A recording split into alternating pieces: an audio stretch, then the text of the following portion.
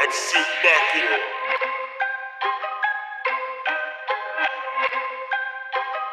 I'd sit back here. Marc Marquez, ton temps est fini mon gars. J'arrive. Fait par des Réunionnais pour des Réunionnais.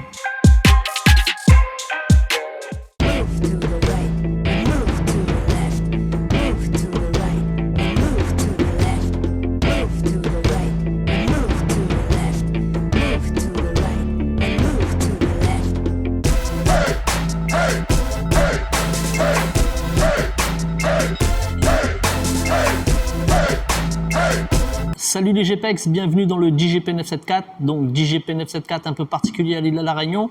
On a essuyé un cyclone, donc le cyclone Garance qui nous a pas épargné. Donc je vous explique un peu ce qui s'est passé. Normalement, on devait tourner dans notre QG à Moto Air et avec des invités. Mais bon, les routes ayant été défigurées par le cyclone, j'ai réussi à avoir un tournage à Sogecor, à Saint-Denis, dans l'espace Ducati. Et pourquoi Ducati? Parce que le week-end de MotoGP en Thaïlande a été fortement représenté par Ducati, avec la victoire notamment de Marc Marquez, du frère Alex Marquez et puis de Bagnaia. Mais on va revenir sur la course tout de suite.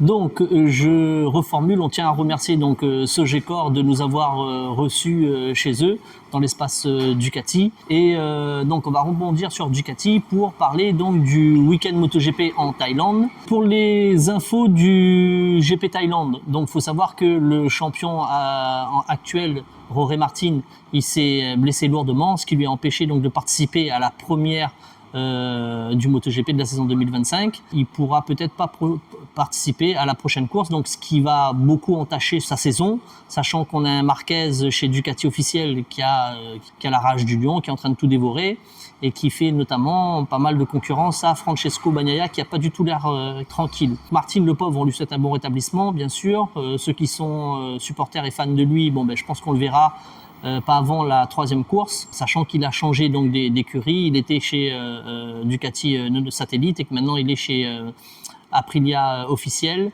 Le temps de s'adapter à la moto, de revenir de ses blessures. Je pense pas qu'il jouera le titre cette année. La course, donc il y a eu un très bon départ de Marc Marquez qui a dominé le GP en Thaïlande depuis le vendredi, depuis les essais, qui a remporté la course sprint et puis qui a gagné la course remarquablement en utilisant son petit frère, mais on reviendra sur l'événement. Donc Marquez, leader sur tout le week-end, suivi de son petit frère qui a été derrière lui tout le long, si ce n'est une partie de la course où il a été devant.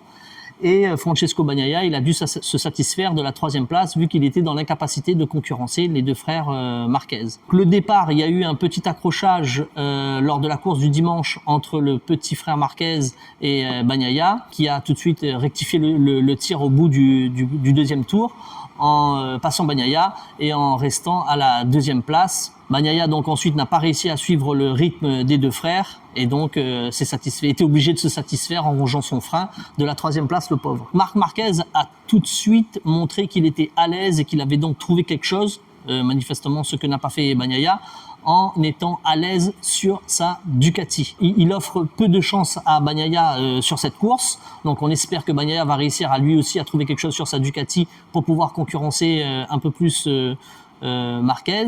Pour ce week-end, il a été totalement incapable de faire mieux que les deux frères Marquez et même d'Alex Marquez qui était devant lui donc tout du long.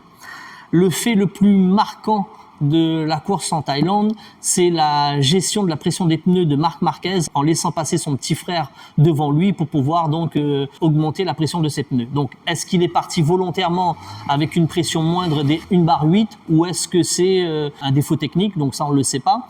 Quoi qu'il en soit, il a volontairement donc laissé son frère passer devant lui et son frère a développé donc une belle course sur plus d'une dizaine de tours.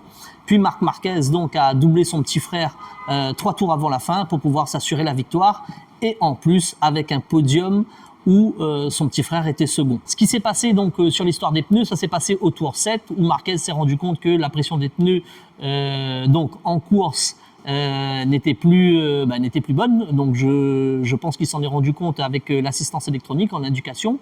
Et donc il a regardé, il a vu que son frère le suivait, il a laissé passer son frère et sur 10 tours, ça a offert, il n'y avait pas beaucoup d'action, donc ça a offert un beau moment de sport et de MotoGP, voir les deux frères rouler roue dans roue. Donc on a très bien vu que Marc Marquez était dans la capacité de doubler son frère quasiment à tous les virages et quasiment pendant les 10 tours, mais qu'il l'a volontairement laissé pour laisser ses pneus prendre en température. On continue sur la course, donc après il n'y a pas que les frères Marquez, il y a 22 bonhommes qui courent. On a Morbidelli qui a fait un très beau week-end et une très belle course. Il faut savoir que Morbidelli, il a été sur les essais qualifié 6e, il a pris une pénalité parce qu'il a gêné Bagnaia, donc il a pris 3 places. Il décolle donc au départ 9e, finir 4e de la course, juste devant le podium, devant Ayogura. Je rebondis donc justement, Ayogura, petit rookie, champion de Moto 2, qui arrive en MotoGP et qui fait une excellente première course en Thaïlande. Tout simplement pourquoi, donc à la sprint il a fini 4e et à la course du dimanche il a fini 5e, tout en tenant donc le rythme pour ne pas perdre sa place. Donc il y avait plus d'une seconde d'écart avec le 6e.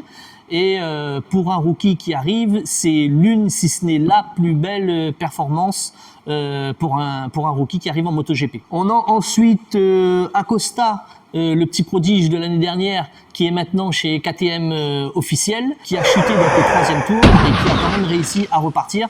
Donc il a chuté parce qu'il était complètement hors trajectoire, puis il a essayé donc de rattraper donc son virage sur l'avant et il a perdu l'avant. Donc voilà, il a réussi quand même à repartir, mais il n'a pas joué les points. Alors mon moment, je dirais pas mon moment préféré, mais mon moment le plus jouissif, c'est la chute de Joan Mir qui a fait encore une banana time en allant donc à la chute. Donc au Joan Mir, à part une course sur laquelle il tient sur ses roues, Joan Mir n'arrive pas à courir en MotoGP, les gars. Moi, je vous le dis, il a vraiment du mal. Donc, ce qui fait de Johan Zarco, pour rebondir, Johan Zarco, le meilleur pilote sur cette première course de MotoGP en Thaïlande. Donc, Johan Zarco, il était donc 10e. Il a réussi à remonter, donc il a fait une belle remontée jusqu'à la 7e place. Et s'il y avait encore un tour, il aurait pu niquer Marco Bezzecchi. Donc faut savoir que c'est son chef d'écurie qui a dit ça, donc qu'il pouvait niquer Marco Bezzecchi et qu'il a pris 10 000 € d'amende pour avoir dit niquer Bezzecchi. La Dorna, elle est vraiment pas cool. Elle est vraiment pas cool parce que c'était dans le feu de l'action et que c'était pas ni pour dénigrer, ni plus insultant que ça. C'était plus une expression un peu déplacée certes, mais dans le feu de l'action. On a donc, on est très fiers de notre Français. Quant à l'autre Français, Fabio Quartararo, il a vraiment eu du mal sur cette course. Il a décollé, il était à la 10e place. Il a décollé, donc le départ, il s'est complètement raté. Il était 18e. Elle était vraiment en difficulté. Il faut savoir que Yamaha, à l'heure d'aujourd'hui, donc elle a l'équipe satellite et elle a aussi donc elle a l'équipe officielle et elle a aussi maintenant une équipe satellite avec Jack Miller qui a fait une belle course, mais malheureusement qui a chuté, pauvre de lui. Donc voilà pour le GP de Thaïlande, le premier GP de la saison 2025. N'hésitez pas à nous dire ce que vous en avez pensé. Comment est-ce que vous voyez, quelle est votre opinion, quel est votre avis sur Jorge Martin qui va donc re-rentrer blessé et donc en retard minimum d'une course. Qu'est-ce que vous pensez du départ de Marc Marquez? Comment est-ce que vous voyez donc le déroulement dans l'écurie officielle Ducati, Marc Marquez et Pecco Bagnaia? Comment vous voyez le petit frère Marquez, donc Alex Marquez, au vu de ce qu'il a présenté? N'hésitez pas à nous faire part de vos questions, de vos avis, vos pronostics aussi. Ça nous fait donc un podium, tout le week-end ça n'a pas changé, que ce soit sur la course sprint ou sur la course MotoGP.